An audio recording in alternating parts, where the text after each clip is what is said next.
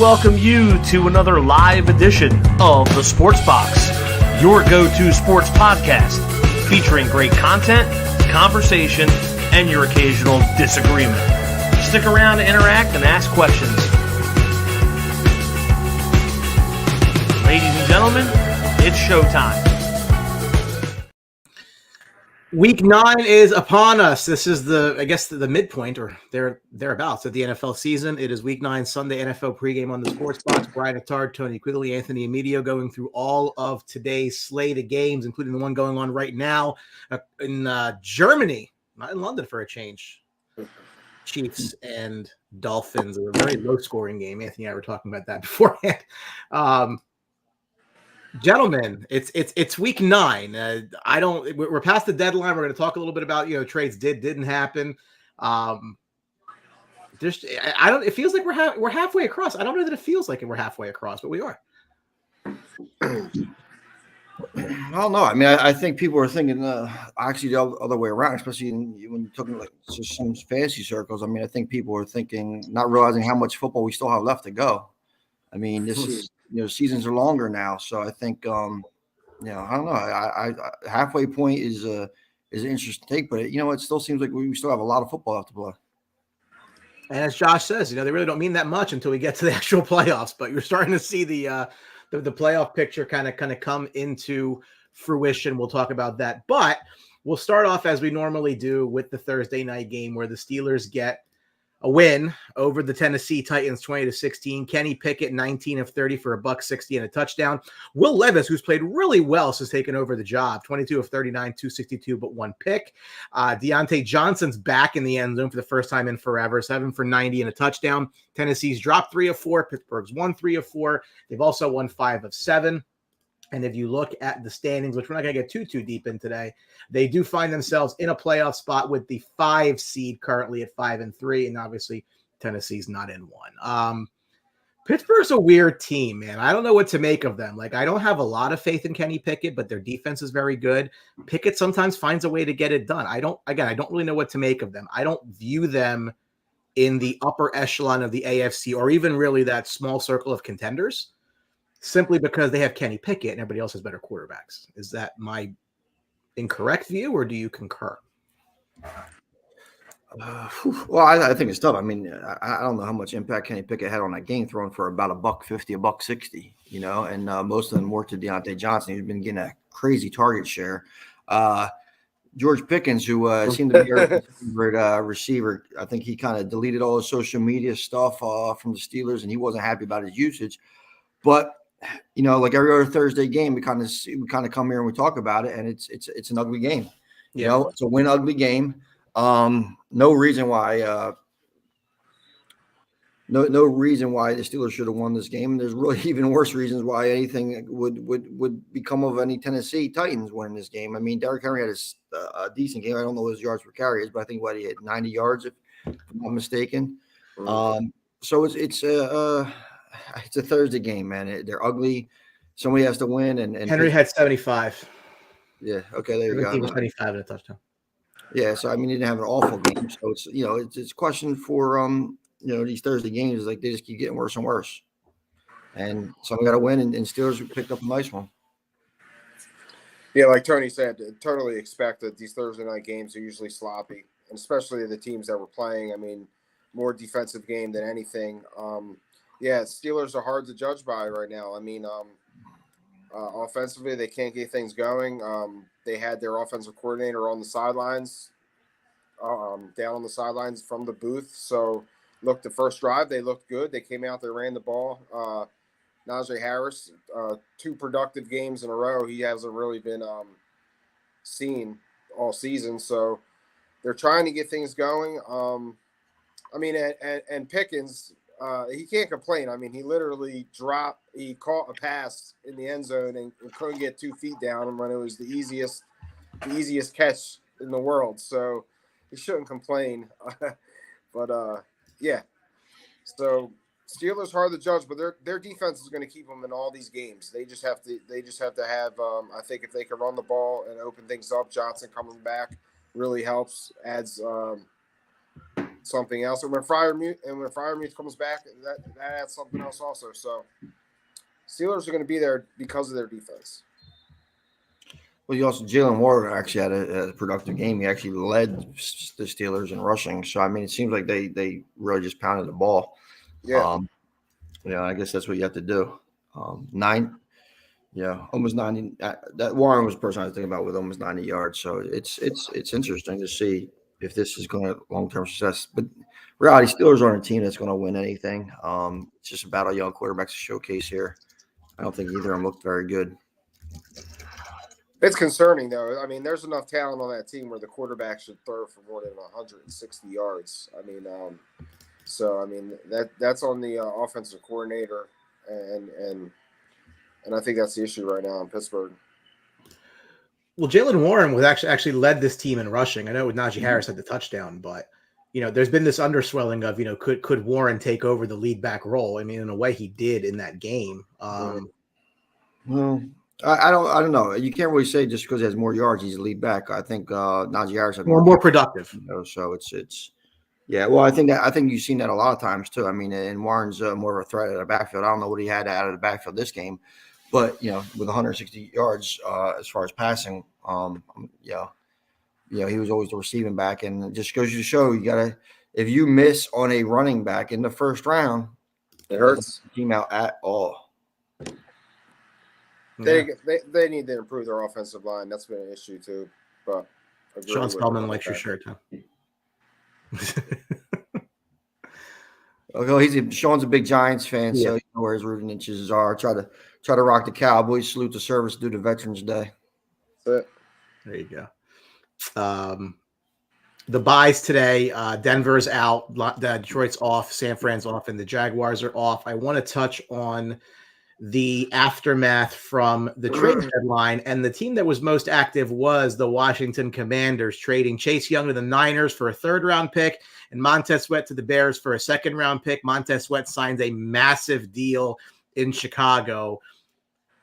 I'm going to say this and try not to do a victory lap because I didn't like the Chase Young pick for them at the time. I thought they needed a quarterback. Tua and Herbert were there. They didn't take them. Okay, so now they're moving out the second overall pick in the draft from just a couple of years ago for a pittance because I don't know if this is Josh Harris trusting the process in the NFL. I don't know what exactly the plan of this is, but I feel like I've been vindicated that was a stupid pick for a team that did not have a quarterback. You can draft all the defensive linemen you want to. If you don't have a quarterback in this league, you are not winning jack. And the Commanders have proven that. Now, Sam Howell could be one. I don't really know. I'm not going to get to that today. But they could have had Tua or Herbert, and they chose a defensive end, and it has not worked out for them. I feel vindicated by that. Yeah, you should, Brian. I mean, I agree. I mean, at the time, we talked about it last week that Young was going to be the quote unquote safest pick.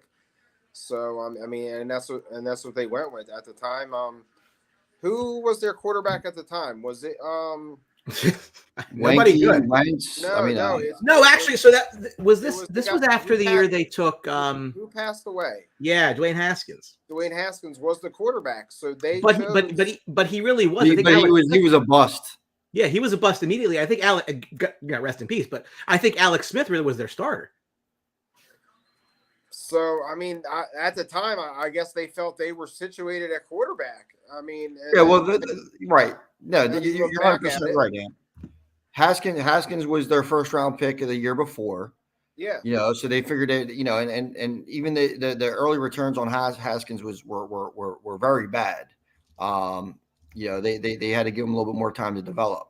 So the year before in the first round, they took a quarterback. You can't go back-to-back rounds with taking a quarterback. And here's the other thing too. I think Herbert would have been the pick here for him. The problem here is though, I don't know if if you threw Tua in this Washington situation, they would have been able to develop him like he is in Miami.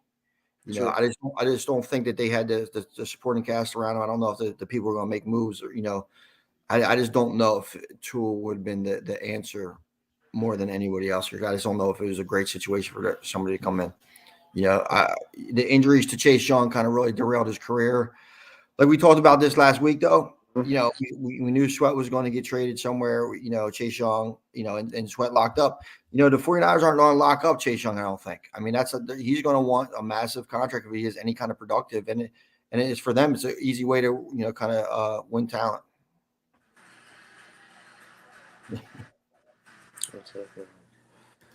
Your thoughts on the Sweat deal?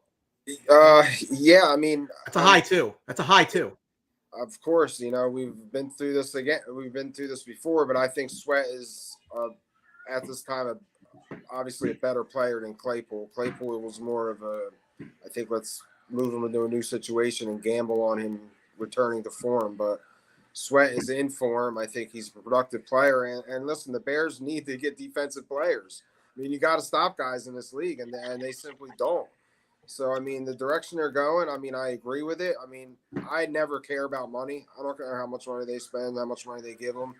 I think it's just I think it's this position they need to address, and they did. So we'll see what happens. I mean, they give him a nice extension, and now he's motivated, and maybe we'll play and help him out in the long run. So I can't complain what the Bears did. I'm not even mad that it was him over Young, because you really don't know what you're getting with Young. Mm-hmm. You know, you haven't seen him do anything. So, and like Tony said, the Niners are just going to see what he's got, and it's pretty much an audition for him. And they need help. Bears don't need a guy for an audition. They need a guy to be productive and play. And, you know, if this guy top guy out there, you go get him. Yeah, I think the Bears did the right thing in getting Sweat over Young too. Yeah, like I said last week, I said Sweat was going to be traded first. He has more value. He's been healthier. I don't think the contract that he got, although it was a nice one, I think Chase is going to be looking to set a barometer of more for that. So it's going to be interesting to see. And I think which is crazy, because how do you pay a guy that has shown you nothing? So he's going to have to like perform at a ridiculous rate the rest of the season.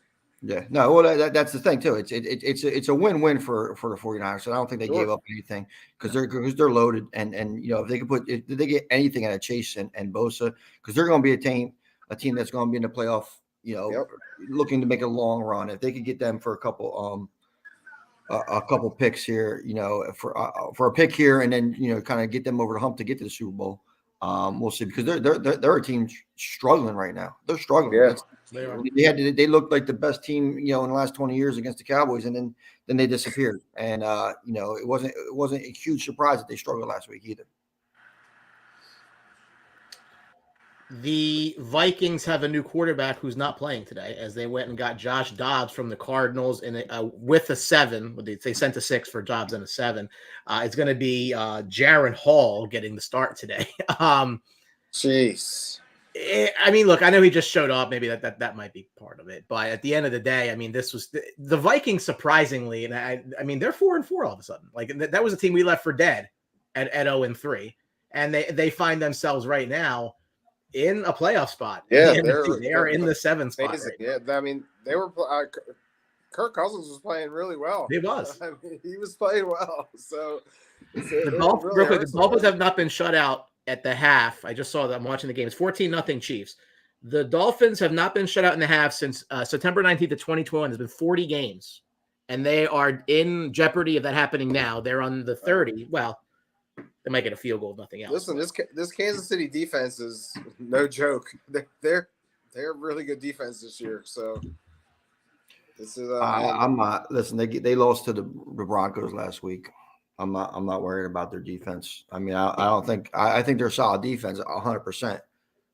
But you can't ride the ship on their defense when you just gave up more points. I'm not. That's one. They had one of those games last week that was just one of those games. I think, you know, it happens. Yeah. We've all seen it. It seems like it's a long time ago that the Broncos gave up 70 points to the Dolphins. Now the Dolphins can't even score. You know. Yeah. Oh, turnover. Chiefs got the ball. This game's going to be actually at the half. Oh, they're going all the way. That is a Chiefs defensive touchdown. 20-0 Penn in the extra point. Wow. We'll get to that game. So I'm actually surprised. Like, I thought the Vikings were going to try to get Jameis. I think Jameis is out there. I mean, I think he's a quarterback that could do something in that Vikings offense, push the ball down the field. I'm surprised they went and did this with Dobbs. And this shows the Cardinals are gonna play Tyler Murray soon. Murray. Yeah. Just not this week. Just not this week. Well, I think they get Dobbs because it's more of a backup that could have potential to kind of build and to see what they have. And obviously he's not going to play his first week there because he doesn't even know the playbook. But you know, it is kind of curious that there were so many teams with question marks at quarterback and injuries at quarterback that Jameis didn't make a move anywhere or Jacoby Brissett didn't make a move anywhere. Yeah. It's kind of good show because right now this week quarterback position is in flux. I mean, good luck if you had any of these quarterbacks in a 2 quarterback league or a super flex league. I mean, it's not even that. It's going to affects all fantasy players today, wide receivers especially, with these horrible quarterbacks playing. So you really don't know where you're going to get today in fantasy. You really don't. 21-0 in the second quarter. That's a surprise. Well, sorry, Dave. I mean, look, we're also on a delay. Actually, I don't know. Sorry. Well, it's halftime, so I guess that won't happen moving forward. I guess for fantasy purposes, it's good for me because I need Tua and Waddle. So maybe they got to do something in the second half, right? Yeah, constantly. I got the Ty Hill yardage both over 93, and I think I got them at. Yeah, I got a parlay in too. It's boosted. It's not looking good. At least Seahawks were active, picking up Leonard Williams from the Giants in exchange for a 2024 second-round pick and a 2025 fifth-round pick. At the time, I think we're like, oh, that's a really good deal for Seattle. And then you saw what the Commanders accepted for Sweat and Young, and you say, well, I guess the Seahawks overpaid. But they got the player they wanted, so maybe not. It does seem like they paid the most of anybody for anybody on deadline day or thereabouts. Well, listen, Leonard Williams has been a phenomenal player also on that Giants team. You know, I mean, it's the lack of success that they've had. Well, you know, they're a quote-unquote playoff team last year. I mean, I think that's a really good pickup for the Seahawks because, you know, 49ers are struggling. Seahawks, you know, together. I mean, I think they're going to be there towards the end. You know, especially like you said, starting quarterback, Purdy banged up, Stafford banged up over in the Rams, and you know what's going on in Arizona. So, I mean, you know, Seahawks might try to make a play for that division if they can. Yeah, I really like what Seattle did here. I mean, they have the assets. You go get a key guy you could plug in the middle of the defense, and he'll be productive. Seattle's going to be there. I mean, I predicted Seattle to win this division this year. Who knows if it'll happen? I mean, they're going to be there. So I think this is something you need when you face teams like the 49ers, the Eagles, Cowboys, teams that want to run the ball at you. So, yeah, I like what Seattle did here. Let me ask you this question. Would we be in agreement? Let's just say for argument's sake that the Eagles are the best team in the NFC just because they're the number 1 seed. Would we be in agreement that the next 2, however you want to place them, are the 49ers and Cowboys? I think so. Well, the Niners slipping, and you got Detroit nipping at the heels here. So, well, yeah, but realistically, I mean, I'm gonna put the Detroit Lions over the Dallas Cowboys right now, unfortunately. Well, here's why I asked that question, right? A lot's been made about home field in the playoffs and the 1 seed, all this stuff. Eagles fans getting all jacked up for today's game. I couldn't really care less. But anyway, the point I'm trying to make to you is if Seattle wins their division, okay, that would mean that the 5 and the 6 would be the Cowboys and the 49ers in some which way, shape, or form. Which means that unless somebody beats the Lions in the 2 seed, the Eagles' first home game in the playoffs would be against the Cowboys or the 49ers. So everybody talks about, we got to, this 1 seed so important, this, that, and a third. Again, I would say that's not an optimal matchup. You'd prefer to play, I don't know, the Giants or like they played last year, like some idiot team out of a 5-6. I don't necessarily know that would be who they'd be excited to see in a divisional round game. They're not playing anybody else. No, they wouldn't be excited to see him. But I mean, listen, to come to Philadelphia, they have a huge home field advantage. So I mean, it's very important.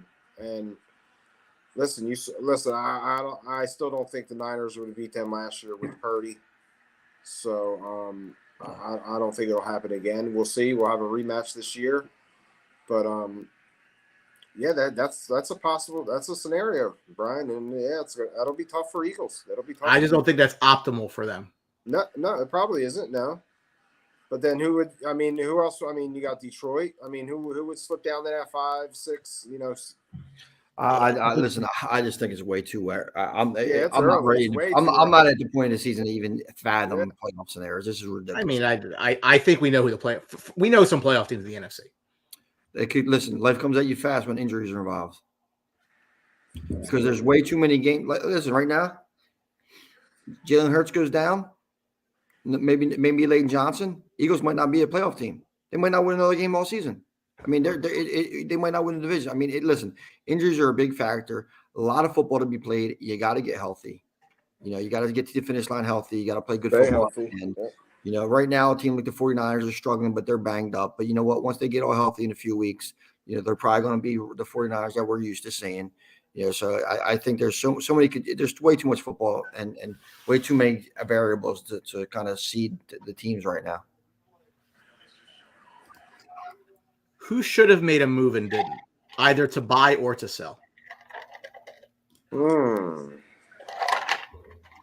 Well, the Raiders should have got rid of Devontae Adams. That's for one thing. I don't, he's not in their game plan. They can't get him the ball. He's still an elite receiver, and they're going nowhere. So, as long as you have Jimmy Garoppolo, Aiden O'Connell, and whatever else you're going to pull off the Vegas script to play quarterback, it just doesn't work. Josh Jacobs isn't really, had one nice drive the other night. But I mean, it's just disheartening that they're sitting there. And you know what? If the Jets were smart, and I think they did have some conversation, they would have got that deal done. Devontae Adams, Garrett Wilson, that would definitely get the attention of Aaron Rodgers to be trying to come back and play next year. Yeah, I agree. I mean, the Raiders blew everything up, but kept the guy he should have been going. Also, you're right. He's stuck out there now. As far as making any trades, I mean, I actually agreed. Like this, we'll go back to the Seattle trade. I agreed with the Giants, kind of selling off a little bit, getting a couple draft picks there. So I think that's a team that's a smart move for the Giants. Sell off for a little bit. Tony, are you upset the Cowboys did nothing, or are you okay with that? I mean, I'm all right with it. The defense is playing well. I mean, as you could see with it, there's people. We talked a little bit about the ridiculousness of bringing in Derrick Henry into this thing. But listen, this team can't run block right now. It doesn't matter who is it. And a guy like Pollard has a lot more wiggle than Derrick Henry. And if he can't make people miss, it's going to be really hard for a back like Derrick Henry to come in. And I just think it's just too late in the season. I mean, obviously, I would have been on board if they did make a big splash with receiver. But you know what? When Cowboys made splashes with receivers last year, it not work. It's been an utter failure. I mean, the Amari Cooper situation, Joey Galloway situation. I mean, I could go on and on with bad additions that they made it to trade. With trades and just wasting multiple firsts. So little O-line depth or something like that would have been nice, but it's something I think I don't think the right opportunity was out there to actually improve the team. The Las Vegas Raiders are a dumpster fire, whether they are in Los Angeles, Oakland, or where they are right now. McDaniels and the GM Dave Ziegler have been fired. Team's going to owe $85 million. That's a lot. As Tony noted, the Jets did try to make a trade for Devontae Adams. Raiders said no. There are reasons that bad teams stay bad, and the Raiders have been bad for a very, long time. Adam's clearly not happy. Look, we all knew he went there to go play with Derek Carr, and then Derek Carr is not there anymore. So like, am I going to feel bad for a guy on a massive 9-figure deal? I mean, no, but at the same time, like, that sucks within the construct of I'm ignoring the fact you're making a lot of money.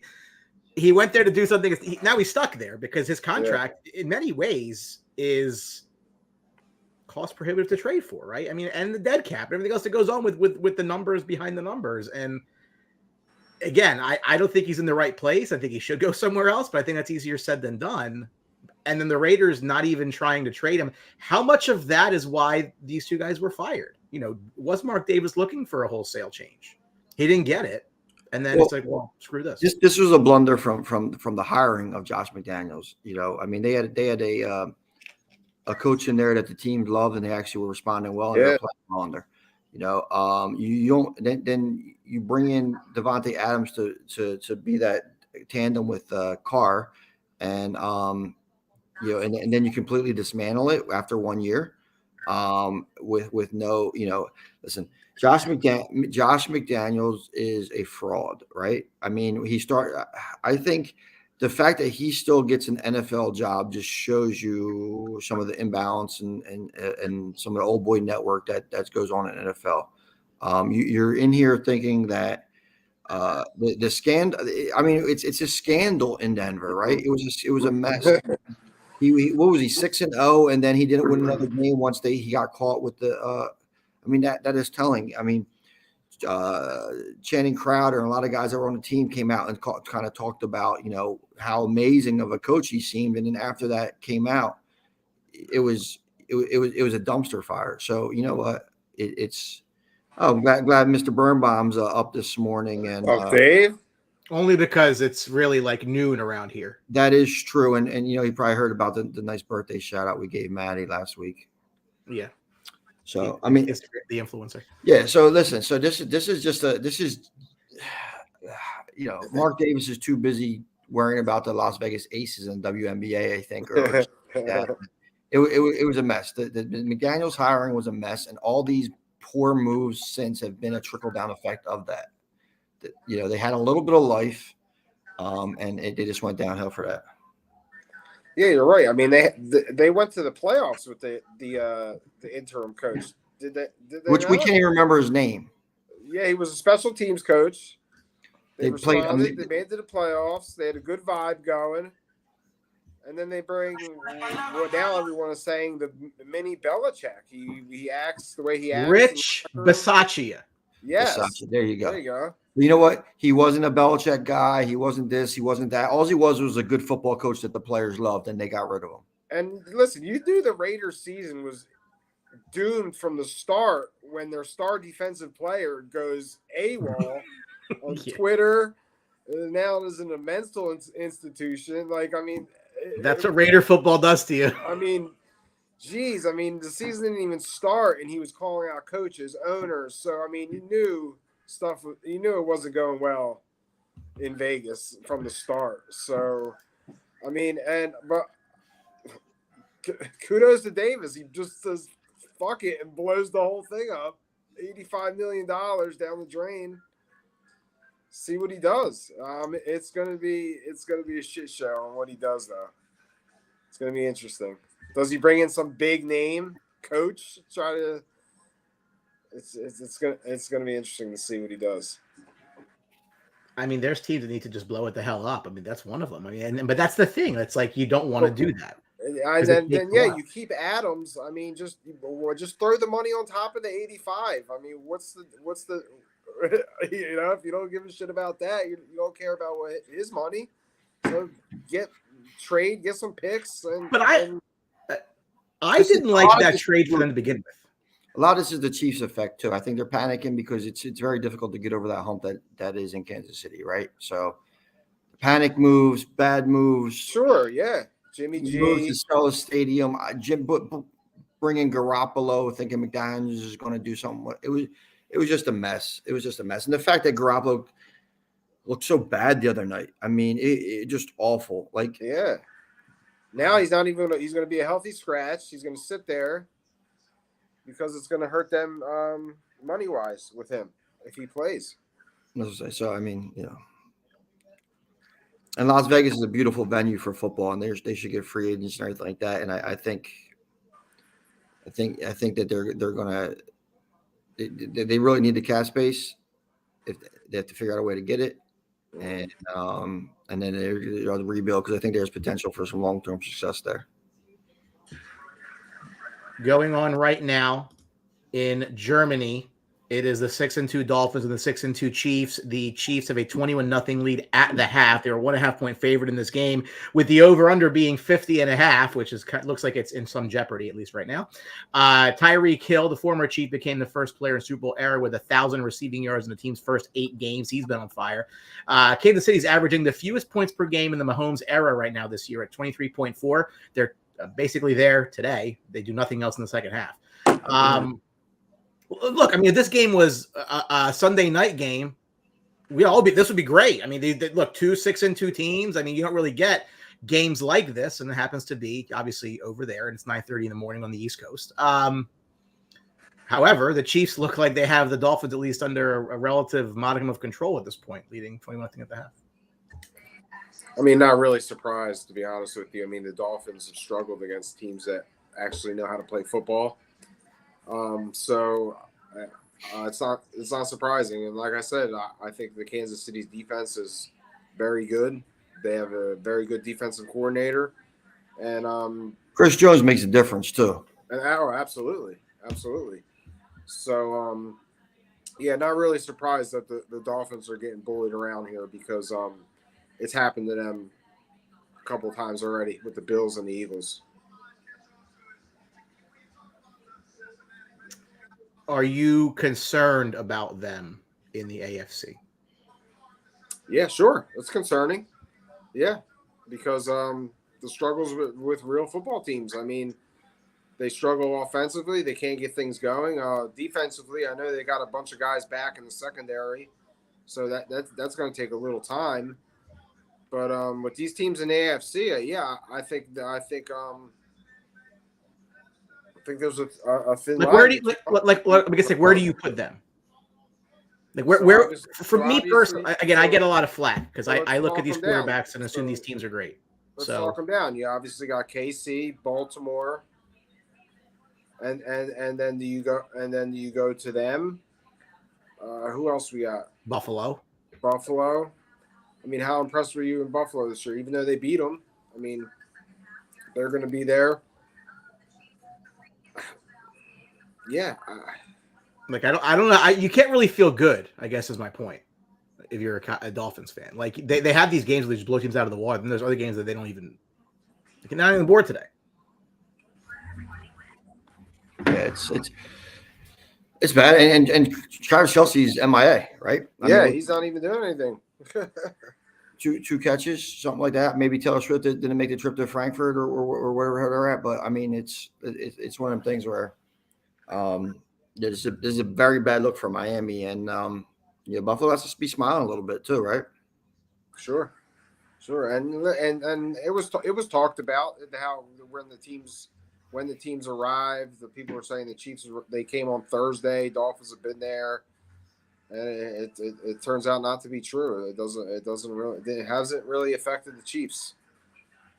And like I said, I think last week was kind of a fluke. Mahomes was sick. They playing a division game away. I just think it was one of those games, and I think you just see the real Chiefs come out here. Yeah.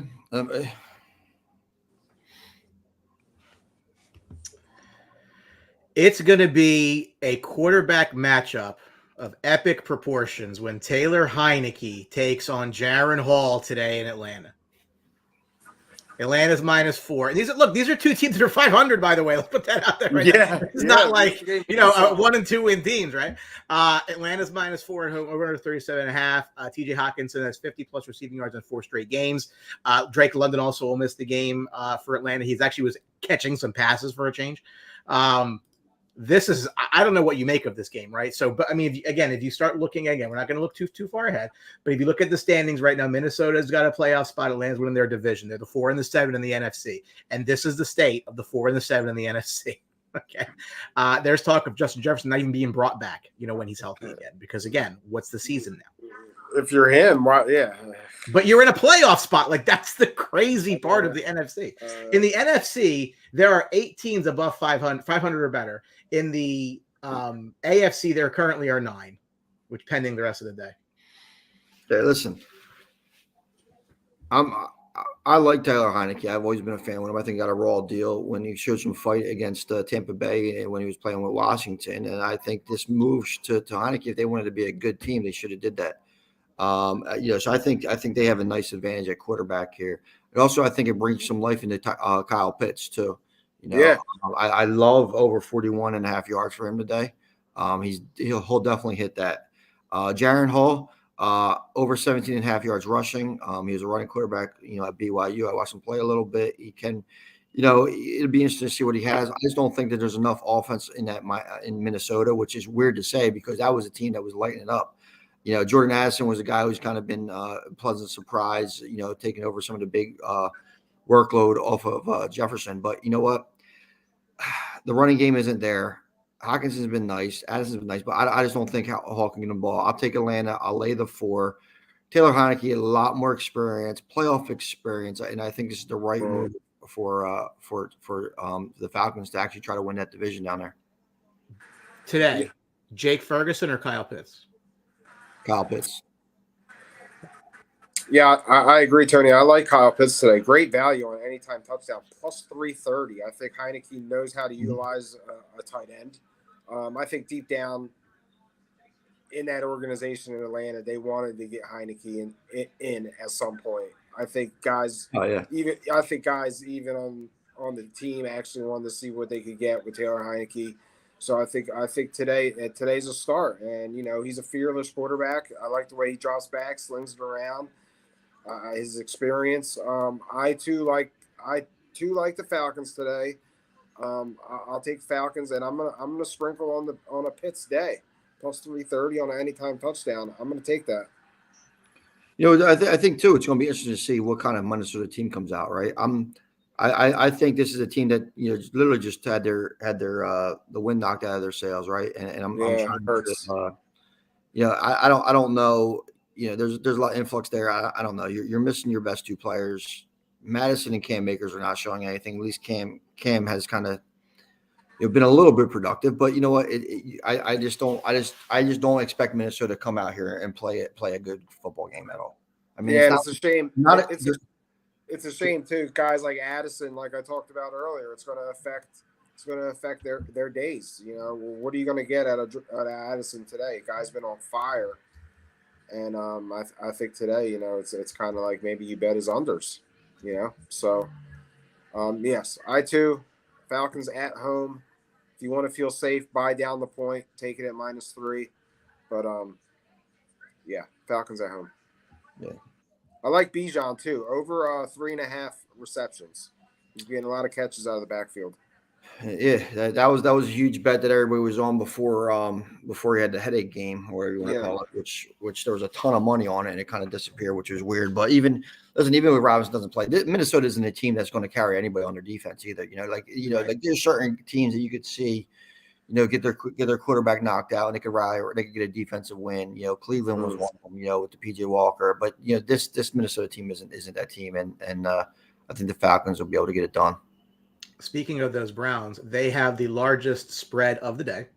A 12.5 point favorite at home against the Arizona Cardinals, 1-7. Over unders 38.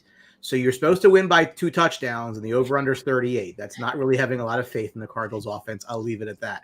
The Cardinals have lost 5 straight since that week 3 win against the Cowboys. Cleveland's 2-0 and allowing 10 points per game following a loss this year. Deshaun Watson's going to be back on the field today. We'll see if he stays there, if he's effective or not. But this is a great spot for Cleveland to start to, again, you're in a very, very tough division right now, where everybody has at least 4 wins. Potentially, everybody could have at least 5 wins by the way at the end of the day, right? So toughest division, top to bottom in the NFL. in my opinion. This is a game where you're lucky because this should be a very easy win for the Browns. Yeah, sure. I mean, this is the week where you take Cleveland in your survivor pool. Definitely. I mean, I can't see the Browns doing anything today. I mean, the Cardinals doing anything against this Browns defense. I mean, like we've seen all year, they've dominated games. They've taken games over. 12.5. I'm just gonna stay away from that. I'm looking at a day for Cooper.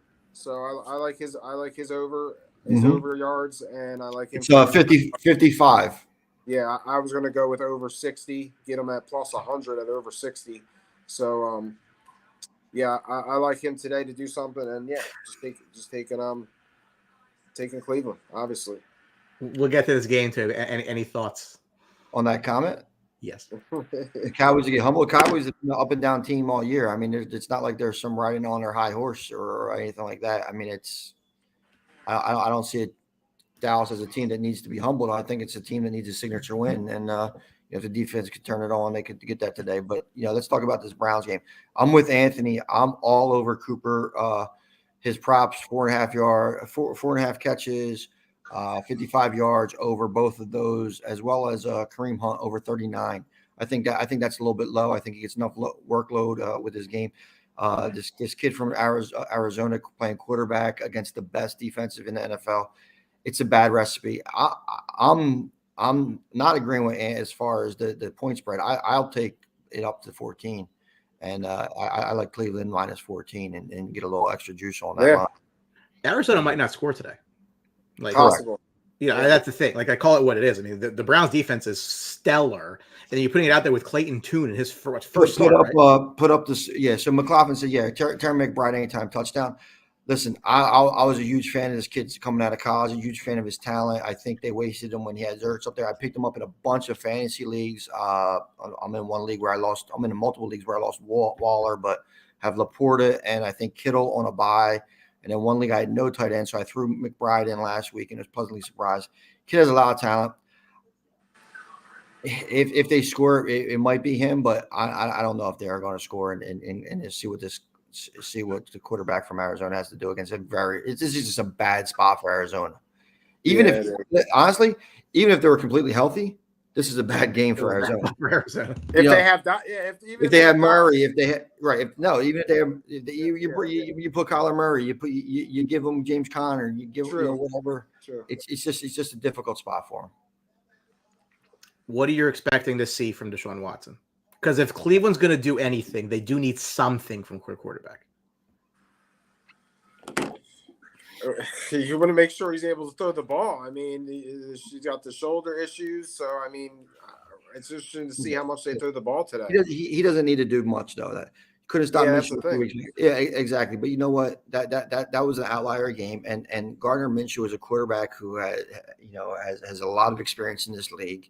He's somebody who's going to make some great plays, and he's going to make somebody who's going to make some awful plays, and that's kind of what it's about Minshew. And comparing him to a guy who's never had a start in his life in the NFL against this defense, big difference. And plus, there's a lot more talent on that Colts offense than there is on this Cardinals offense. So I don't think it's a very valid comparison.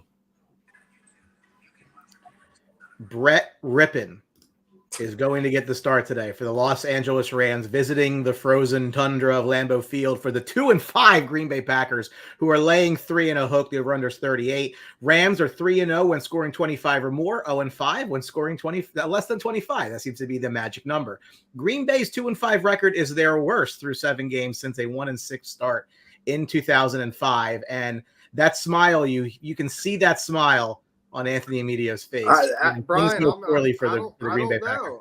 I've talked about this before. I want to see the Packers, maybe win 6-7 to try to get. So they don't pick high. I don't need them getting close to getting any of these quarterbacks. So I need to keep them at bay. Do you think they would do that though, or do you think that? See, here's my thing, right? So like me and Hav go back and forth a lot. I am not a fan of Brian Gutekunst as GM. Like, I think he might just have a really small penis, because I really think that like he went there with this stated goal in his mind of getting rid of Aaron Rodgers and putting his stamp on the team.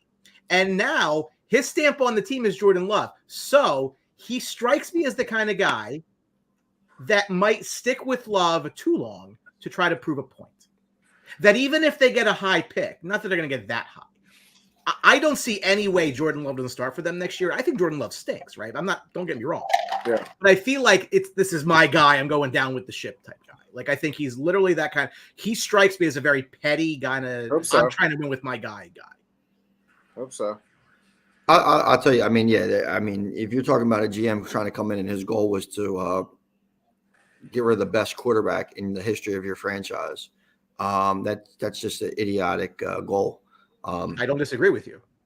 Yeah, and there's nothing. He hasn't done anything except, I'll give it credit. He has had solid draft picks and built a solid defense at time. Rashawn Gary and Jair Alexander and these guys have been, solid picks. But as far as the way that they handled the Rodgers situation, complete and utter failure.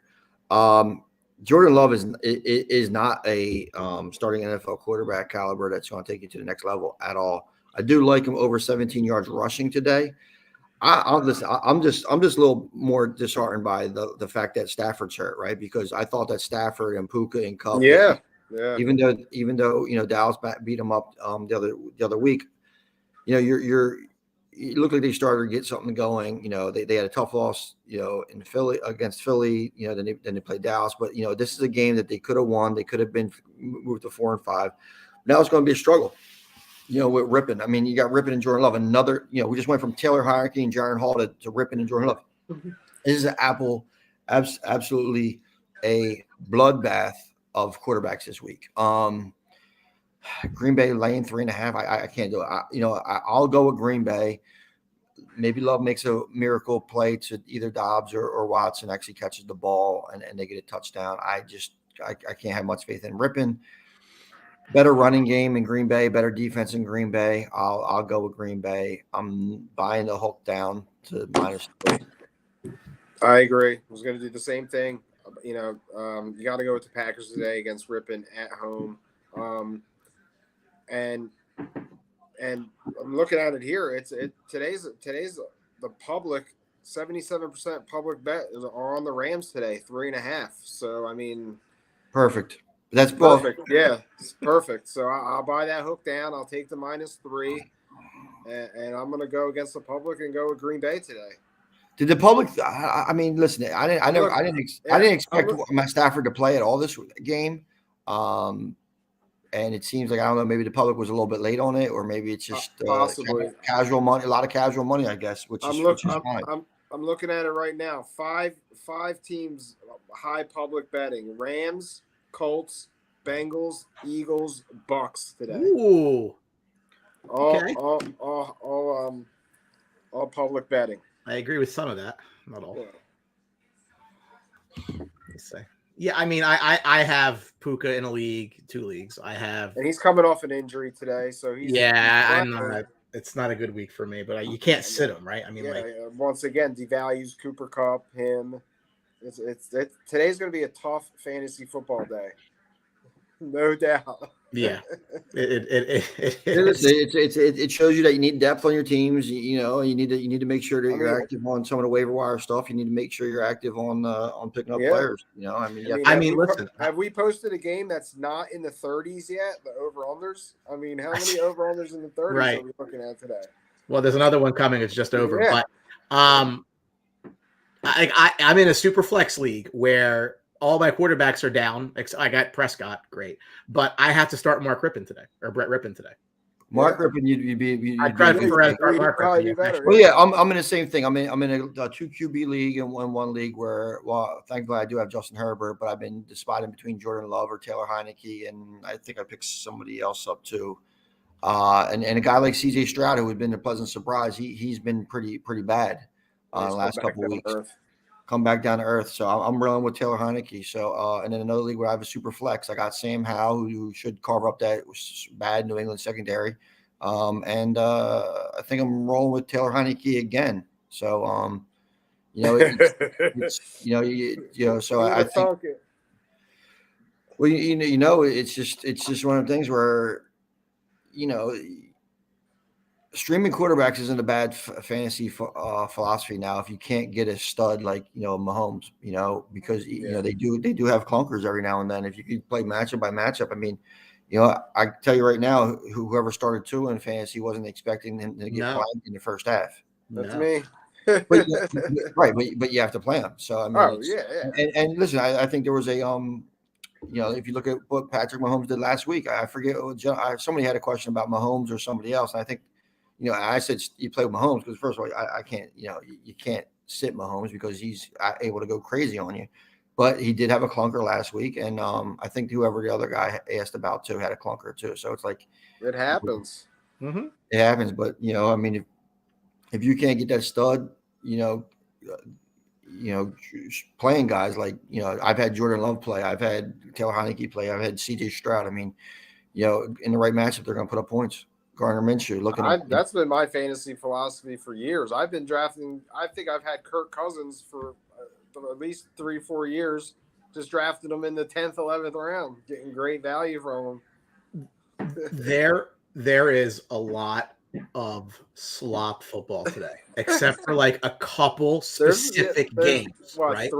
Three good ones? Yeah, like what this game right now supposed to be a good game. We'll get to.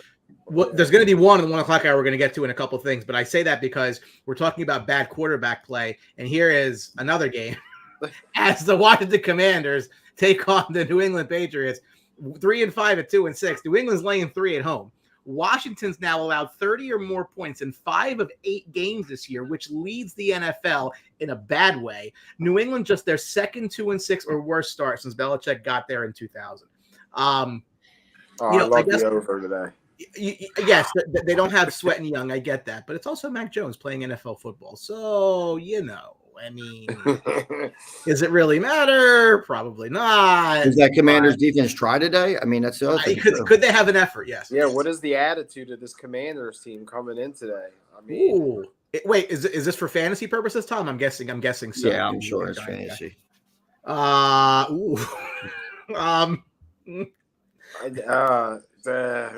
I'm gonna take Bryce Young on this. I probably would too. Yeah, I was leaning that way. Health-wise, I think spoiler. I think Carolina might get a win today, but no, it's ugly. Yeah, Tom is a very devout Giants fan, and I was on. He was on Review and Preview. I was on for the beginning show. And I before the first game, I said, I think the Giants might be a better team this year with a worse record. I got half of that right because the worst record is definitely worse. Listen, I think Crosby might have 17 sacks today against the Giants. It's not. Yeah, it's not possible. Good. It's possible. It's not been good. Poor guy. And this game's going to be ugly football again. If this is the game in your area and you don't have Sunday ticket, just go do yard work. Go rearrange your garage. Red zone day. Red zone. Yeah, hard. Always, it's 1 o'clock out for you. Yeah, I mean, I guess I don't know. I mean, look, they should be able to score points on this New England team. I mean, I actually kind of like Washington with the points. I kind of do too. Like I said, I don't know what Washington defensive team's going to come out. I mean, they got rid of 2 of their bigger names, and I don't know what the locker room's going to be looking like there. I mean, it's a team where I think Sam Howell is going to outplay Jones, and I think that's where you're going to get the side effect. So I'll take Washington with the 3, but it's also like I said, it's going to be one of those kind of show me games, similar to Minnesota. Yeah, I mean, I don't know what the outcome of this game is going to be. I do like the over of 41. I think both teams are going to let up some points here. I'm looking at the Patriots running backs today. I mean, are they gonna attack that defensive line that the Commanders they don't have anymore? So I'm looking at Stevenson plus 135 anytime, Zeke plus 165 anytime. That's what I'm looking at today. Those two, and I'm liking the over. Yeah, I'm okay with Washington's run defense. I mean, they did a decent job last week containing Algier and Bijan Robinson. I mean, they didn't really give up any big runs, and I'm not giving Chase Young any credit for that. The guy has like 3 tackles all season, and 2 sacks or whatever it was. So, I'm a big proponent of maybe attacking him on the backfield, out of the backfield, Ramon Stevenson and some rushing, but I'm going to try to stay away from this game and anything fantasy from the. This really isn't a game for anything, like Brian said. No, just go rake some leaves. Don't watch. Well, Bourne is out for New England, who had a big game a couple weeks ago. So it's going to be see what receiver actually gets some. I think this maybe Mario. Yeah, he's the hot name, but you know what? He's the hot name that people are running to. But you know what? I think Juju still has some life with him. Even Jalen Reagor. Jalen Reagor. He's getting those reps. Oh my God. The Chicago Bears are a fan of a Reagor reference. Yeah. 2-6 Chicago Bears visiting the 4-4 Saints. Saints laying the second biggest line of the day, 9.5. Over under is 42. The Bears have not won in New Orleans since 2005, week 9. It's week 9 today, so maybe. Kamara leads all running backs with 39 receptions despite missing the first 3 games due to some off-field issues. We'll leave it at that. Comment came in earlier from Tom. I wanted to leave it here until we got to this game for Tony. Or Anthony, I'm sorry. I see the Bears side. How confident are you in the Saints winning today? Asking for Survivor League purposes. I know a bunch of people that have taken the Saints today, so I'm pretty confident in the Saints today. Please pick against your team. Yes, tell me more how your team stinks. No, and listen, when you're talking about Survivor, this meets all the criteria. At a conference game on the home team. So yeah, I don't expect much from the Bears today going into New Orleans here. The Saints defense, again, a very good defense. Bears without Fields, we saw what they looked like last Sunday night against the Chargers. I mean, they literally looked like the bad news Bears coming back down to reality. So I think they really struggle offensively today against the Saints. So I'm all Saints. I like Kamara anytime touchdown. I mentioned it last week. He did score. Shaheed again plus 250 on a touchdown. He's been very active in the Saints offense. So bear down. Let's get to 2-7. Here we go. Yeah, I'm actually a fan of your boy DJ Moore today to actually hit his really number. Again. He was 54.5. He had 55. That's all I need. He gets enough targets. I think Padgett has a report, and he's a guy who takes one pass and can get his number. And so I think DJ Moore is going to be someone I'm going to be betting on. From the New Orleans side, I like Olave. I like his number. I like the reception number of catches from Kamara. I'm taking the over on that, and I do like Taysom Hill today as a fantasy starter. Now, depending on who it is, like I said, there's Laporta's on a bye this week. That's what I've done. Darren Waller's hurt this week. McBride, I actually put Hill in for over McBride in one league. So I think, his rushing ability and, they're kind of working him in more. I think Taysom Hill is definitely a starter this week. Yeah, 2 touchdowns last week. I the same. I have Laporta. I got him out, obviously, so I plugged Hill right in, and I'm confident with that play. This is the problem, though. He has Laporta on a bye, so exactly. So I think what worse can you do? But what we see with Taysom Hill is he has a high usage one week, and then 2 weeks in a row he has a high usage, and then for 3 weeks he doesn't touch the ball. Miami touchdown, Jeff Wilson. Cedric Wilson. Cedric Wilson with the reception. There you go. That'll help. That'll help Tua owners. Cedric the Entertainer. I needed 2. Cedric Wilson's a guy that people don't realize. I think that really hurt Dallas losing. But now he's out there with the Mike McDonald. Nakua officially active. Yeah, there wasn't a question he wasn't going to play. But yeah, I think we're a little bit ahead in TV too. Yeah, definitely are. I am, or you are? Well, I'm watching it on the app, and I'm hearing my TV in the background with Cedric Wilson scoring. Yeah, no, I got it on the other side. Good job there. Now, if you're going to watch a game today at 1 o'clock, this is the game you want to watch because it's the only one that is really that relevant, and that is the 5-2 Seahawks at the 6-2 Baltimore Ravens, laying 6.5. The over/under is 44. The defense for Seattle allowing just 3.6 yards per carry. That's third best in the league. Baltimore averaging 143.1 rushing yards. That's also third best in the league. 14 rushing touchdowns, tied for second best. What kind of hit me with this, as I was thinking about it before the show, is yes, you have a West Coast team coming east for a 1 o'clock game. But does it matter at all that it's really a 2 o'clock game because of the time difference, right? It's kind of weird. Like, it doesn't. Am I reading too much into that? Because, like, again, it's not that 1 o'clock start, which is really a 10 a.m. start. Now it's an 11 a.m. So whatever, the time difference is going to be. It should be a very good game. But I think it's interesting that you have these two teams with these two records, and Baltimore's almost a touchdown favorite. Yeah, I mean, I don't know. That's telling you something that they really like the Ravens today because that is high, and I think kind of these teams are so similar. They are.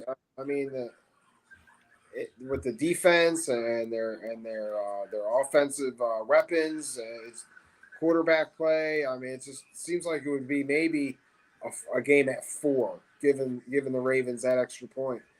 6.5's a lot. Yeah, I don't know. I don't know if I might have to lean Seattle today.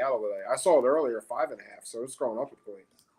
It used to be that 6.5, a line like that is kind of like a sucker's line, especially with the home team, right? Because everybody always going to jump on the home team, laying this, getting over that 7, so you're not having to leave that 6.5.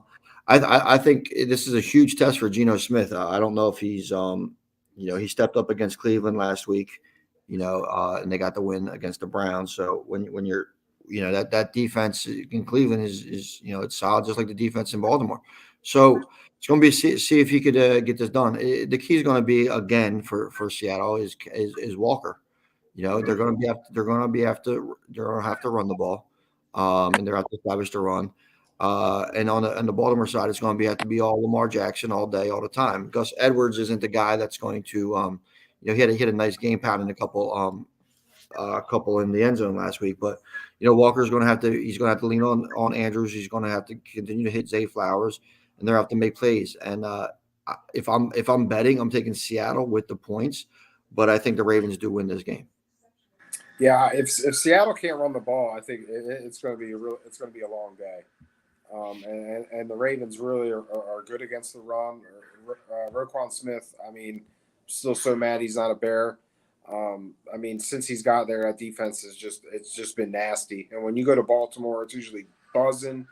So I like the Ravens to win. I'm probably just going to stay away from this. Maybe just if you put it in a parlay, put it on the money line, something like that. But Mark Andrews today, I like him. Plus 170 to score a touchdown. Zay Flowers, I mean, he's been consistent all year. He's getting targets. He hasn't been getting in the end zone, but I mean, he gets his share of targets in that offense. So he's due to break out. Last of the 1 p.m. games, bit of an interesting one. The 3-4 Bucks and the 3-4 Texans. Houston laying 3 at home. Over under is an even 40. Tampa Bay 0-6 all time in Houston. Houston is allowing 18.3 points per game this year. That's the 6th fewest. That would be the D'Amico Ryans effect, who's been a very good addition, obviously, for the Texans. I remember at one point the Bucks were 2-0. Clearly, we're not at that point anymore. I don't really know what to make of this game. I know that I'm not really interested in caring about watching it, but from a fantasy perspective, Dameon Pierce is going to miss the game, so I guess Devin Singletary probably should get the majority of the carries for Houston. Just these are just not really good teams. So what do you make of it? I think that Houston's defense has stepped up in regards to, like you said, D'Amico's Ryan effect. And I think Buccaneers still have a decent defense. I think the under 40 is looking pretty good here. But then again, our buddy who the gift that keeps on giving, Baker Mayfield, might throw a pick 6 or 2 and screw that all up. Listen, Mike Evans, Chris Godwin, I think they have good days. Godwin has been seeing a lot of targets. CJ Stroud's, I would pick the Texans if CJ Stroud was playing a little bit better. He hasn't been. They struggled last week big time, and that was against Carolina. So Devin Singletary, I think, will put a little pop in this offense. Pierce has been underwhelming, so I think Singletary was gradually kind of rolling in. I do have some money on Singletary. I think he has a bigger day than Zach Moss in fantasy. So we'll see how that works out against a buddy of mine. But I kind of do like the Bucks to win here. I think they just have a little bit, too many playmakers with Evans and Godwin, and I think, I think their defense is a tad little better. They haven't really relied on the running game, and the Texans don't really care. I like Tank Dell here to kind of step up. He's like the little gadget guy for Houston. I think he kind of picks up a little bit, and I think he has a nice game. He should have had a big game last year. Just last couple drops, couple feet not inbounds, that kind of stuff. So I think Tank Dell is something that we look at. Yeah, I agree. As I mentioned before, this is one of those 5 games, high public betting, and it's going on the Bucks. And I'm going to agree with the public here. I think the Bucks just have, like Tony said, more weapons, maybe a little more experience. So yeah, I like the Bucks today on the road. I'll take the +3. I like Rashad White receiving over 27 and a half yards. I like that today. He's been very active out of the backfield, dump offs from Baker Mayfield. So I like that play today. Yeah, because he can't run the ball. Yeah, he's averaging. I think Bayer. I mean, there might not have been a least effective league back in the NFL than him. I mean, he's averaged 3 yards a carry. I mean, it's pathetic. Yeah. So his production comes from the air. So I like 27.5 today with that. Moving to 4 o'clock, 3 and 5. Indianapolis Colts visiting the 1 and 6 Carolina Panthers. Got off the schneid last week. Indy's laying 2, over unders 45. Colts, the only team in the NFL to have 20+ points in every single game this year. Carolina's defense has allowed the 4th most rushing yards per game at just under $140. We were asked about Bryce Young in this game. Tony, you intimated you thought that the Carolina could get a win here today. Yeah, it's one of them sneaky spots that I think Carolina Colts might be overlooking it. I mean, it's a Gardner Minshew mess up. I mean, I think that the Panthers showed some life last week and trying to kind of get that momentum carry over at home. This is a game that Jonathan Taylor could explode and just kind of end all that. Panthers running the ball, Chuba Hubbard, Miles Sanders. I don't know what they're doing in the backfield. Adam Thielen is going to continue to have a good game, though. I mean, he's been steady. I mean, he's been a good surprise for fantasy owners. Well, yeah, this is a game that, listen, the Colts should go in there. They should impose their will and they should win. But if they come out like Kansas City last week and other teams kind of slow and not prepared, this could be a good spot for them to steal a win at home. And the only laying 2 in something is kind of this thing. So I'll take the home team and give me the 2 points. Yeah, going to stay away from this game, but I like to lean the home dog. I don't want to see the Panthers win, so I'm going to stay away from this game. I like some props in it. I do like a Chuba Hubbard anytime touchdown. I think he's the main back there now. I think there was rumors Miles Sanders would getting traded, so I think he's the guy there. I like Adam Thielen anytime touchdown +160 today, and Pittman Jr. getting back into the mix with Minshew over 62.5 yards. I like that also. It's a shame that Richardson's hurt because this would have been one, again, top 4 picks in the draft, quarterback versus quarterback. Yeah, I mean, look, I think Carolina, I'm of the mindset that they did the right thing not trying to trade for a receiver this year. I know there was talk about, Absolutely. That just never made a lick of sense to me. Yeah. So I'm not surprised there at all. Although, again, like you said, Tony, being that Carolina struggles against the run, this could be a Jonathan Taylor day to have just, one of those Jonathan Taylor type days. Yeah. Now, it's going to be interesting to see, right? Because you did mention the Miles Sanders trade rumors and stuff like that. I believe he got the first 2 carries of the game and didn't get another carry last week. Yeah, something's going on there. Like I don't know if he re-injured people in the Philadelphia area. I think Hubbard's a better player, to be honest. Just from the eye, I think he's a better running back. Well, yeah, I mean, we've seen a lot of Miles Sanders here in the Eagles country, and it's not, no one's ever really been wowed by his talent. I thought it was a weird signing by Carolina to begin with, but it was just weird. I don't know if he's injured or whatever, because they did kind of give him the full load coming into the season, and maybe they just kind of fell out of love with him that quick. Speaking of the full load, I just feel I want to just play this video. take a look in at Dave. He's confident that he can dunk this basketball. Tell you what, he is an embarrassment to himself and the family, and he can't even make it. What a fucking joke. His wife, Maddie, is not so happy. Look at the replay. 4 children, and they're all embarrassed, but he just has no fucking clue what he's doing. He is lost in the basketball court, unathletic, fat as fuck, and I'll tell you what, Peter, we need to keep this guy as far away from the sport as possible. Back to the booth. That's my funny. repertoire, so as good a time as any. He had to get that rim there because I broke the other one dunking years ago. I remember I was dunking. He grew up next to my cousin, so I we were over there screwing around. I put one down and broke it. So I'm glad there's that rim is firmly safe now from anybody ever being on it. That looks like a different version of Eddie Lacy post football. Shots. I love taking shots. The Jewish Eddie Lacy. Game of the afternoon, game of the day. The 5-2 Dallas Cowboys visiting the 7-1 Philadelphia Eagles. Eagles laying 3 at home. The over/under is 47. Cowboys averaging 28.1 points per game, second best in the NFL. Eagles 3-0 at home this year, averaging 33 points per game in those days. We live in this area. There are people who pretty much the Eagles could win 2 games all year as long as they beat the Cowboys in those 2 games. I think it's the most asinine, idiotic way of viewing life. Now, listen, we've been hearing that all our life, Brian. I don't care if they beat the Cowboys. Like, listen, I'll lose to the Eagles every year if I can get a Super Bowl out of it every year. That's just listen. But here's the thing, right? And everybody's like, "Oh, this is a big game." Okay, both of these teams are probably going to the playoffs, right? So it's not as if it's a big game for home field advantage. They're in danger there. You don't want to fall. You don't want to fall full 2 games behind in the standings. If you're the Cowboys, like I said, they're looking for a signature win. I think the Eagles have had some success. What they've been doing. So I don't think the Cowboys have had that win. Right? They beat some bad teams.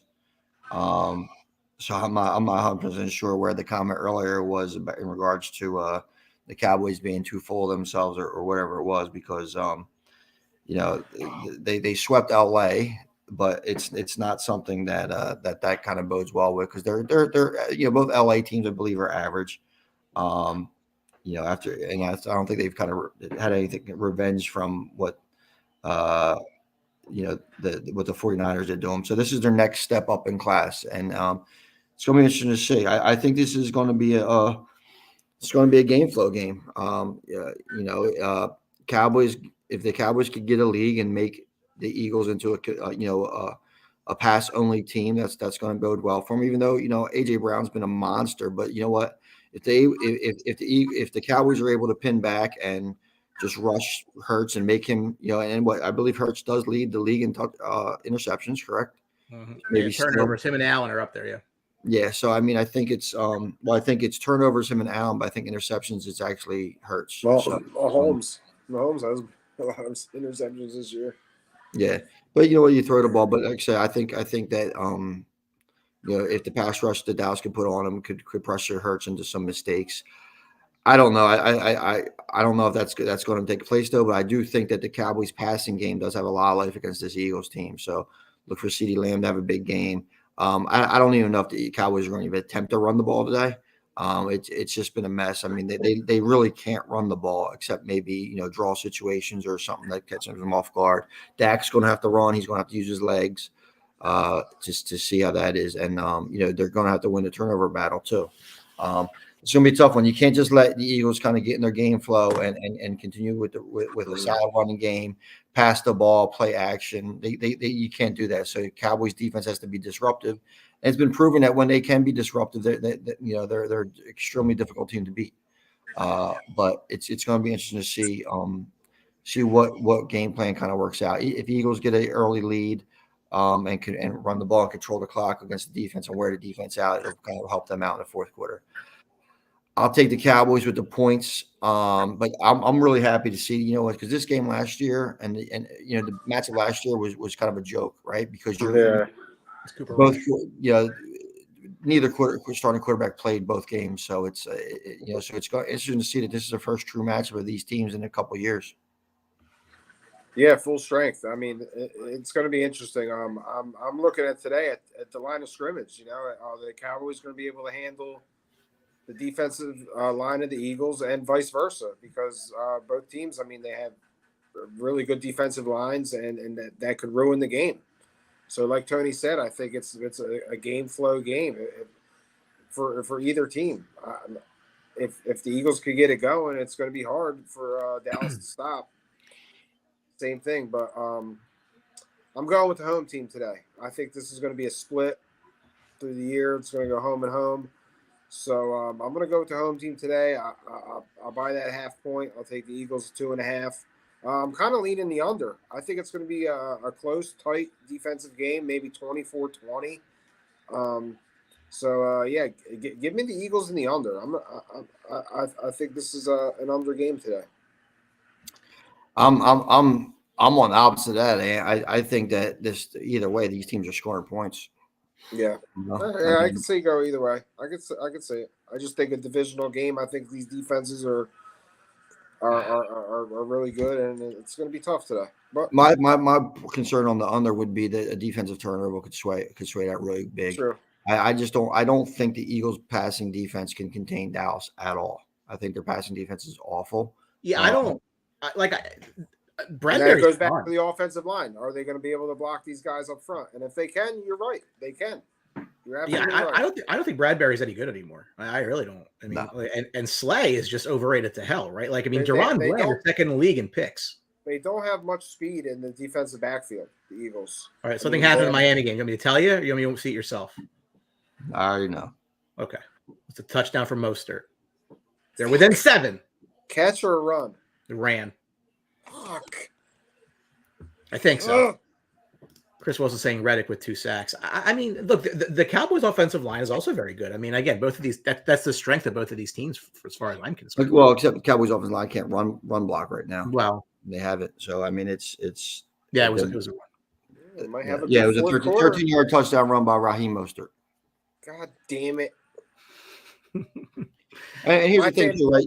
So we expect Micah Parsons to get some sacks. Reddick can make some sacks, you know, I think like that. But that's what I'm saying. It's going to be what sack is going to lead to a turnover or fumble, interception, that kind of stuff. And I think that's going to really be decided by the game. I'm expecting a really good game. We're going to have some horrible football to watch at the 1 o'clock games. I'm really expecting this to be a good game. I like CeeDee Lamb's going to have a phenomenal day. Hit his props on the over. I think that's easy. Do they break AJ Brown's streak? Yeah. Do we ride AJ Brown today? 125 against the boys is going to be tough. It's going to be tough. I like Devontae Smith's. It's over 49. I think Devontae Smith could get underneath there. I think that's the bet I'll do. I'm not taking AJ Brown to hit 125. That's tough. But he's been phenomenal. I mean, AJ Brown, and beast. It's a beast, but you know what? You remember at the beginning of the season when he was screaming it hurts for the ball. Mm-hmm. Since then, it's been turned on. So it's you see these receivers want the ball and demand the ball because they know what they can do with the ball once they get it, and they know what they can do with the ball if they have to go up and get it. AJ Brown's made some phenomenal catches. And after his run after catches has been great too. So there's a reason why guys like Devontae Adams are flipping out on the sidelines because they know that they're a premier weapon on their team. Yeah. AJ Brown. There's somebody else too. Squeaky wheel gets the grease. Squeaky wheel gets the grease, but it's also the fastest wheel you have. It's the best wheel you have. You know what I'm saying? Yeah, use it. Ride it. It's not like Chase Claypool saying he's the best receiver in the NFL. Right. It's these guys are actually ballers and get them the damn ball. I kind of think there's value on both tight ends today. Goddard plus 250 to score. Ferguson plus 270. They're good value plays right there. Both tight ends very involved. Who throws more interceptions today? Ooh. Hurts. I like the Cowboys secondary a little bit better. Yeah. I'm going to say no interceptions today. No picks. I wonder what the prop on that is. Clean game. You may have to go look that one up. Dak Prescott under 30. I don't know about that. I mean, look again. They're probably going to split, right? It's why I'm not going to lose my mind. People around here I think the Eagles buys next week. Is the Eagles buy next week? The more the pressure, I mean, with this being the first game of the two at home, the Eagles have a little more pressure. Yeah, the Eagles don't play to next win week. this game at home, so you don't go to Dallas pressing the win against them. So I mean, there's a little more pressure on the Eagles, a little more. I really, if the Cowboys lose this game, I honestly don't care, but I do know that they do care if the Eagles lose this game. So I mean, I will rip them to shreds because it bothers them. Not oh no, listen, and it's also I got buddies been texting me since 7:30 this morning that they're in the parking lot, they're tailgating, they're just like that. So we'll see if they have the longevity to make it to the 4:25 game. Because I'll tell you right now, if the Cowboys come out in the first half and they win and they take the sails out of these Eagles fans, they're going to get tired quick. I can tell you that because they've been after it. That's for sure. I mean, they do have a high tolerance to alcohol. These people. You have to. We got one Super Bowl in 70 years. We got a guy that mentioned Prescott's passing props. I mean, if he's got to throw the ball close to 35, 40 times, it might be a problem today. So the Dallas gonna have to find some yards on the ground. Definitely.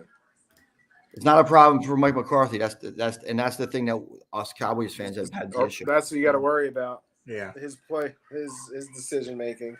Whatever. Yeah, I mean, I don't know about that number. I mean, the passing attempts. What was it, over 34 and a half? 34 and a half. Yeah. 34 and a half.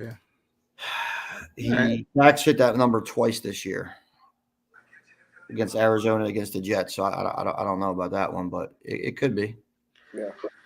We'll go Cowboys by 10 just for shits and giggles. Anyway, the other game. You get some plus money on that. The other game going on at 4:25 is the 2-6 Giants and the 3-5 Raiders. Is just ugly football. Las Vegas laying 1.5 over under 37.5. The Giants have not averaged 12 points a game this year. That is 32nd in the NFL, in which there are 32 teams. Vegas has scored 21 points or fewer in every game this year, which I guess when you say 21 and 12, that's 33. That's below the 37.5. That's right. So, what do you make of that? Because there's some space in between too. That's some space in between. There's room to wiggle. This game is awful, and if anybody is watching this game, they should feel bad about themselves. Yes. I mean, get a hobby. Get a hobby, get a life. Devontae Adams' family's probably not even going to watch this. But listen, I think Aiden O'Connor. I think O'Connell. He maybe he put some life into Devontae Adams. Put some props on him. Hit Devontae's over in receptions and yards just to see if, like I said, squeaky wheel syndrome. But other than that, this game's a mess. I'll take Las Vegas minus 1.5. Yeah, I'm going to go with the road Giants. Give me the Giants. I think this could be a Saquon game. Give me Saquon props over 76 yards rushing, and you get plus 600 on Saquon 2 touchdowns. So I'm sprinkle that on today. This is a Saquon game. Yeah. The funny part about like the red zone in the afternoon is no one's going to watch it today. No, you're just going to flip to your regular TV. The Eagles Cowboys. Every other game doesn't even matter. Like, it just doesn't. Right? Saquon game 2 touchdowns. I don't think he has 2 touchdowns all season though. Correct? Yeah, I think he does. Yeah. Well, Devontae Adams watched today's game. He has one. He has one rushing touchdown, but two receiving touchdowns. So, yeah, touchdown's a touchdown. We do have a good one tonight, as the 5-3 Bills visit the 4-3 Bengals. Bengals at home laying 2.5. The over/under is 50.5. This is the return to the scene of the Damar Hamlin game, and I believe Damar Hamlin will be inactive today. I don't know if it's related to that or what, but this was obviously the field, where everything went happen last year. Buffalo's Josh Allen is 12-4, 105 passer rating in prime time since 2020. The Bengals defense has gotten 2 picks each of the last 3 games. We know that Josh Allen is turnover prone, so we could see a continuation of the trend there. This I think it's a bigger game for the Bengals because you're in that division, right? Miami's up and down. It's not like the Bills can't catch Miami later on, but if the Bengals are trying to keep pace with everybody else, you went 0-3 to start the year, whatever you went, like you're finally starting to pick things back around. I like the Bengals at home in this game, and I was trying to be consistent. I like the fact that the public's on the Eagles because fuck the Eagles. But I do like the fact that the public's on the Bengals because I want the Bengals to win this game. Look, they've looked good offensively again. They've been this team that starts off slow and just heats up. And this is a good spot for them to really kind of get, reestablish themselves as a power in the AFC. Well, yeah, I mean, you know why the public is on. I mean, the Bengals are on the rise. I mean, you got a healthy Joe Burrow. I mean, he looked great against San Francisco. He looked great last week. I mean, they still have all those weapons, and I mean, they're just getting going. So I mean, and that feeds off the whole team. You talked about the defense. So I mean, the Bengals are on the rise. Healthy Joe Burrow. Not for nothing, he was going to be an MVP candidate, and so he's getting back to form. So I can see why the public's all on this. I do like the Bengals today. I think there's kind of teams going in a little different direction. The Bills are struggling defensively. Really still, again, no identity on offense. Josh Allen, a lot of turnovers. Not a real consistent team. Bengals are getting back to form. I like that 2.5. I'll take the Bengals at home. Yeah, and the Bills are very similar to the Cowboys as far as being an up and down team, right? They look good one week, look great the next week, then then struggle to beat the Buccaneers team, and then get blown out. Not blown out, but they lose to a Patriots team that they should have blown out. So, Joe Burrow, like we said last week, was going to be the difference in them winning the 49ers, and he came out there and proved us right. And this week, he's going to be the difference in the Bengals beating the Bills. Give me Joe Burrow over 2 touchdowns. Give me over 50.5. Give me Jamar Chase's over props. I'll take Diggs's over props. I think this is a fun same game parlay game to kind of hit some stuff over on it. So I think that's where we're being, and I'll take Cincy. The -2 is a little eye opening, but you know what? I'll take Cincy -2.5 with the over. It is. Now that you say that, it is. You think with the high public betting, it would at least get to 3, and it hasn't. So that is a little concerning. But I'm more of a Joe Burrow guy. I think love Joe Burrow. I think once he gets going, that team's really hard to stop. Yeah, Higgins is healthy too. I mean, they're all going to start buzzing. So I mean, I'm going to ride with the Bengals. I mean, even a future props, man. Even take the Bengals. You got the Bengals out there for Super Bowl or some kind of AFC. It's worth a shot. The Monday night game this week sees Justin Herbert and the Chargers visiting MetLife and the Jets at 4-3. The Chargers on the road with a worse record, laying 3.5, over under 39.5. Justin Herbert has averaged 284 passing yards per game this year, 29 touchdowns, 9 interceptions, prime time in his career. The Jets, 4th in the league with 4.8 yards per play allowed. That's pretty good. If they had a quarterback, they'd be really good. But shit happens. This is a game that I think both teams really do need to a certain extent, right? Number one, If you're the Chargers, you're looking at a loaded AFC. You're 11th right now. You're tied with Houston. You are a full game behind the Browns in the 7th spot, who are probably going to win today, right? So you got to pile up wins here, especially when you're favored. I know it's a road game. If you're the Jets, they are really trying to position themselves so Aaron Rodgers has a reason to come back. And you look, he's 6-7 weeks after injury, he's out there throwing a football. Like, it's amazing. It's actually insane. But they seem to think that there is a distinct possibility that Rodgers could come back. What you want is to have him have a reason to come back. And right now, the Jets are tied for the 7th. And no team in the AFC is going to want to see that Jet defense with Aaron Rodgers coming into town. I'll tell you that. In the playoffs. Listen, this Aaron Rodgers comeback stuff is ridiculous. But he shouldn't. I mean, in the scope of Achilles injuries, it wasn't a bad one. It was a clean tear. I mean, yeah, obviously in this day and age, he might be able to get back a little bit, but it's going to be it's ridiculous. I like the Chargers to win this game. I'm not buying into the Jets. I don't think, besides Breece Hall and Garrett Wilson, I think they should be able to put up some points. But listen, if Justin Herbert can't go in and beat this Jets team, like we said time and time before, he isn't a top 5 quarterback. I don't care. The Chargers are good enough to beat this team on their offense alone. And if he can't accomplish that, then they have to take a real hard look at what Justin Herbert is. Yeah, to be honest, I like the Jets in this spot. I think this is a game Herbert can struggle. I mean, this defense can give you a real problem, and I've seen him struggle. And I'm not a big fan of this Chargers defense. I think the Jets can move the ball, and their defense can control this Chargers offense. I like the Jets here at home. Give me the +3.5, and maybe even sprinkle it on the money line. I mean, Herbert's a good quarterback, but nothing makes me say, "Oh, they're gonna win. They're gonna win that game because of him." You know what I mean? It's. I could see it happen. I could see the Jets and that's a problem. And that's a problem. This is a game where Justin Herbert should say, "I'm a top 5 quarterback. Let me go out there and impose my will," and he hasn't done it this year. No, yeah. I think they could. I think they could have a tough time Monday night. I really do. I mean, you are coming east again. I mean, it's a primetime game, obviously Monday night. Primetime home dogs over 66%, I believe. So I mean, this Jets defense, I mean, they're legit.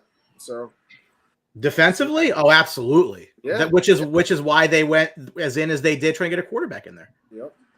So pretty obvious. This game is in the fourth quarter. I'm waiting for an update because I think it was a commercial. They're replaying stuff. It's 21-14 Chiefs, about 10:52 left. It's Miami's has the ball in their own 24. So let's wrap it up here so we can finish watching this game. Yes, we can. Thank everybody for watching Week 9. I know that you're all with us and rooting for the Cowboys later today for obvious reasons. We'll see where that goes. Drew was under the weather today. Hopefully he's back with us next week. Actually the funny part was this is a great day for Drew because it would have been like 8 a.m.